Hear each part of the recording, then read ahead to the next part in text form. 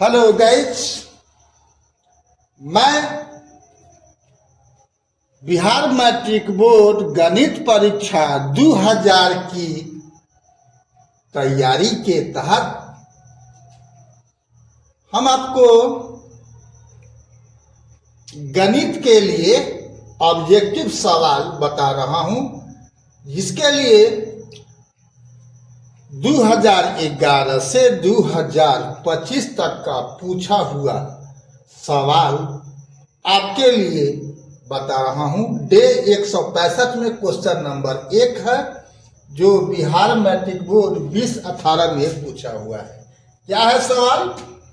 किसी 5 cm भुजा वाले घन से 1 cm भुजा वाले कितने घन बनाए जा सकते हैं? 4 ऑप्शन है, चारों में कौन सही है यही आपको चुनना है। तो एक बड़ा घन है और उससे छोटा घन बनाना है, तो घनों की संख्या क्या होगी? तो अभिष्ट घनों की संख्या क्या होगी? बड़े घन का आयतन बटा में छोटे घन का आयतन। तो घन का आयतन क्या होता है? भुजा क्यू। तो यहाँ पर ऊपर में क्या लिख दिए? कैपिटल एल क्यू और बटा में स्मॉल एल क्यू। तो बड़ा जो घन है उसका भुजा है 5, तक पावर 3 होता है भुजा का आयतन में। तो 5 गुना 5 गुना 5, और छोटे वाला का क्या है? 1 है। 1 cm भुजा वाले कितने घन बने जाएंगे?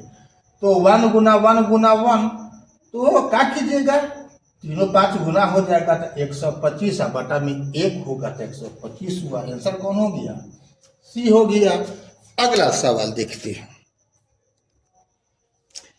क्वेश्चन नंबर 2 है, सेम टू सेम, लेकिन बिहार मैट्रिक बोर्ड 2019 में पूछा हुआ है। किसी 6 cm भुजा वाले घन से 2 cm भुजा वाले कितने घन बनाए जा सकते हैं? 4 ऑप्शन है, देख रहे हो। तो यहाँ भी वही बात, अभिष्ट घन की संख्या बराबर बड़े घन का आयतन बटा में छोटे घन का आयतन। तो क्या हो गया? 6 गुना 6 गुना 6, और बटा में है 2 गुना 2 गुना 2।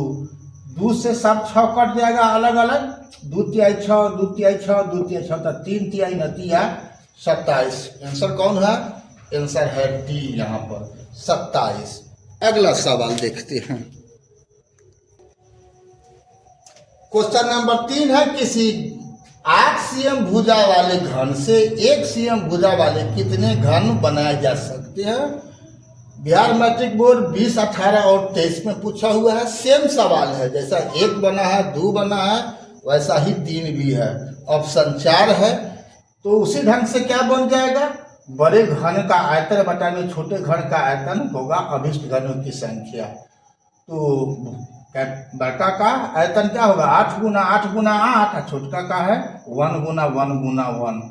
तो आप 3 को 8 का गुना कीजिएगा तो 512 हो जाएगा। इसमें है कौन? 512 बी है। ऑप्शन बी आपका राइट आंसर है। अगला सवाल देखते हैं।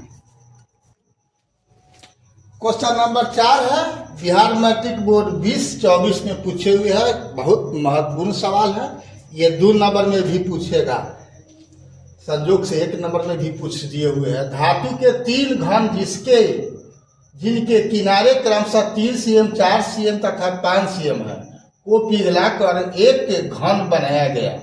नए घन का पार्श्व पृष्ठीय क्षेत्रफल क्या होगा?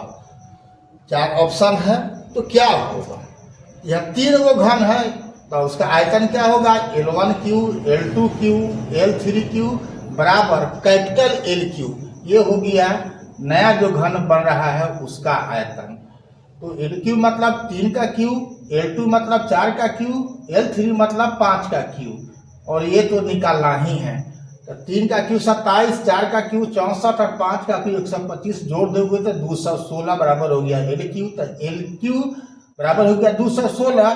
216 का मतलब होता है 6 के पावर 3, तो स्पष्टता L बराबर क्या हो गया? 6। यानी नया जो घन बना उसका एक किनारा कितना होगा? 6 cm का होगा। कितने का? 6 cm का होगा। तो पार्श्व पृष्ठ क्षेत्रफल जो है नैका जो घन है उसका क्या होता है? 4L² होगा। 4 कैपिटल L² लिखते हैं, तो क्या हो गया 4 गुना 6 का स्क्वायर या 4 गुना 36 बराबर 144 cm स्क्वायर। कौन है इसमें? आंसर है बी। 5वां और लास्ट क्वेश्चन देखते हैं। क्वेश्चन नंबर 5 है, जो बिहार मैट्रिक बोर्ड 2020 में पूछा हुआ है, काफी इंटरेस्टिंग सवाल है। एक धातु का घन जिसकी भुजा 1 cm है को खींचकर 4 mm व्यास का एक तार बनाया गया है। तार की लंबाई ज्ञात करो। यहां ध्यान दो, भुजा दिया हुआ है घन का cm में और 4 mm व्यास का। तो व्यास जो दिया हुआ है, जो नया बेलनाकार बन रहा है तार होता है बेलनाकार, जो मिलीमीटर में दिया हुआ है। और जो आंसर पूछ रहा हुआ है cm में है। इसका मतलब हो गया कि जो मिलीमीटर में है उसको हमको cm में बदलना होगा। तो ये हो गया, दोनों का आयतन बराबर होगा, तो ये हो गया घन का आयतन, ये हो गया बेलन का आयतन। तो LQ मतलब 1 गुना 1 गुना 1 हुआ। अब इधर पाई आर स्क्वायर एच है, तो पाई का पाइये रखेंगे, इसलिए कि पाई इसमें मान नहीं दिया हुआ है पाई का, तो हम पाइये रखबे करेंगे, उसका मान नहीं देंगे। अब आर का मतलब त्रिज्या हुआ, यहाँ पर व्यास दिया हुआ है 4, तो त्रिज्या क्या होगा 2 mm का होगा। लेकिन अब मिलीमीटर को हम cm में बदल रहे हैं, तो 2 में क्या करेंगे 10 से भाग कर देंगे। तो 2 बटा में 10 गुना 2 बटा में 10 गुना h हो गया। तो 2 से 10 कर जाएगा 5 मतलब। तो अब h का मान क्या होगा पाई बटा में 1 बराबर क्या हो गया पाई बटा में 25 h हो गया। तो h क्या हो जाएगा 25 बटा में पाई cm। कौन है आंसर? आंसर हो गया बी। दोस्तों और मेरे स्टूडेंट्स, फॉलोअर्स जो भी है, सब्सक्राइबर्स, अभी तक फेसबुक और इंस्टाग्राम पर आपने BKR कुशवाहा प्रोफाइल को फॉलो नहीं किया है तो फॉलो कर देना है और यूट्यूब पर सब्सक्राइब कर देना है बेल दबा करके। इस प्रकार से एक आज मैं समाप्त कर रहा हूं ऑब्जेक्टिव सवाल किसका, मेंसुरेशन का। अब आगे हो सकता है कि प्रोबेबिलिटी या सांख्यिकी का मैं शुरू करूं। अब यही 2 अध्याय बाकी है, बाकी मैं टोटल बता चुका हूं। ठीक है, तो कल से फिर नया अध्याय का हम ऑब्जेक्टिव सवाल देंगे। तो तब तक के लिए जय हिंद, जय जगत, जय भारत।